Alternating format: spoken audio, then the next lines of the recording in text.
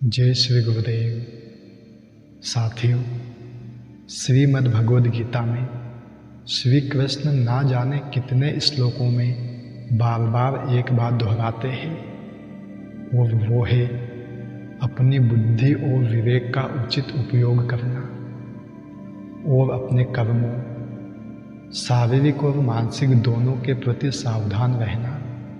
एक स्थान पर तो वे यहाँ तक कह रहे हैं कि यदि मैं स्वयं कर्मों में सावधानी ना बरतूं तो बड़ी हानि हो जाए। वे मनुष्य को चेताने की कोशिश करते हुए कहते हैं कि यह मनुष्य अपने द्वारा अपना संसार समुद्र से उद्धार करे और अपने को अधोगति में ना डाले, क्योंकि यह मनुष्य आप ही तो अपना मित्र है और आप ही अपना शत्रु है। वे आगे मित्र और शत्रु में अंतर स्पष्ट करते हुए कहते हैं, जिसके द्वारा उसका मन और इंद्रियों के सहित शरीर जीता हुआ है वो स्वयं के लिए मित्र है, और जो ऐसा करने में असमर्थ रहता है वो अपने आप ही एक शत्रु की तरह स्वयं को बरतता रहता है। यह बात तो हम अनेकों बार सुन चुके हैं कि तुम खुद ही स्वयं के सबसे अच्छे मित्र हो, लेकिन धीरे धीरे इस कथन का दूसरा और सबसे महत्वपूर्ण पहलू गायब ही होता चला गया कि तुम ही स्वयं के सबसे बड़े शत्रु हो।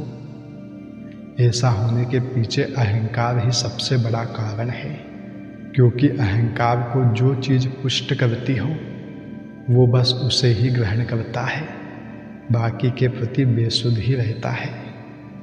अगर हमें जरा सा भी ये शक हो कि हम जो सोचने या करने जा रहे हैं उसका परिणाम ठीक वैसा ही होने जा रहा है जैसा हमारा शत्रु चाहता है कि हमारे साथ हो, तो हम अपने हर विचार और कर्म के प्रति सावधान हो जाएं।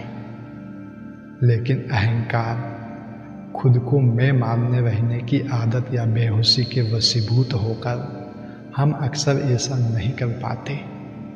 इसी के चलते आज मनुष्य के अहंकार को पुष्ट करने के साजो सामान लगातार बढ़ते ही जा रहे हैं और विवेक घटता जा रहा है।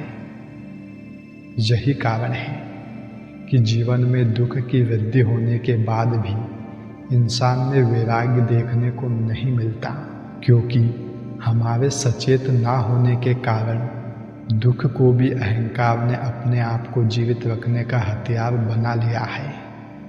आज दुख की वृद्धि होने पर बस भोग विलास में वृद्धि हो रही है और हमसे बाजार से लेकर रिश्तेदार से लेकर हमारे परिजनों के द्वारा भी यही कहा जा रहा है कि कमाओ कमाओ और कमाते ही रहो, ताकि भोगो भोगो और भोगते ही रहो। इससे ही तुम्हारा दुख दूर होगा। आदमी जितना ज़्यादा दुखी होता है वो उतना ही ज़्यादा भोगने की कोशिश करता है, और जितना ज़्यादा वो भोगने की कोशिश करता है उतना ही ज़्यादा वो अपने मन को दुख के लिए तैयार करता है, क्योंकि एक भोग भोगने के बाद दूसरे भोग की ओर लपकने वाली इस मन की वृत्ति गहन होती जाती है। जिस दिन इंसान की चेतना उसे यह दिखाने लगेगी कि वो पागल कुत्ता नहीं है जो बस भागता है और भोगता है, उस दिन उसका भोगना कहीं तो रुकेगा, और जहाँ रुकेगा वहाँ उसे दुख का सामना करना पड़ेगा।